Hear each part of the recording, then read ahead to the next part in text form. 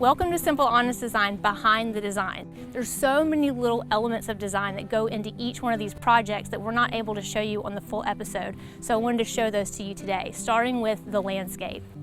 We planted cryptomeria on either side. Now this is a dwarf cryptomeria, which is perfect for this really short front porch. It's not going to get super huge and block that view onto the porch or off of the porch. And then the variegated dianella, which are also a very short plant and will stay that way. Hydrangea is meant to really draw the eye toward the front door. It's that beautiful pop of color that we needed for the entrance.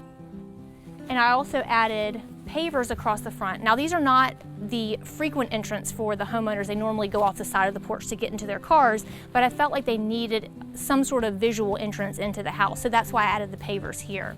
Now, scale was a huge deal on this project. Originally, I felt like the porch was narrow and could really take more small scale items, but I discovered very quickly that we needed to really scale everything up, starting with these planters on either side of the door. I planted them with these beautiful ferns, and they seem so large, but they really fit and are scaled correctly for the space. And you may notice that we have these really beautiful kind of farmhouse light fixtures that I love a lot. I think they really lend themselves to this style. And then we added the board and batten instead of the siding to give that visual texture that we needed for the space as well. Now let me show you what we did with the rocking chairs. These are a little more modern of a look than most of the other things that we have out here, but I think they really work with the space. It's a rocking chair, traditional Southern, but it's got that modern flair. And then our accessory, our pillow here, really pulls in all the colors that we incorporated. The greens, the purples, the whites, the grays. It all comes together with this beautiful pillow.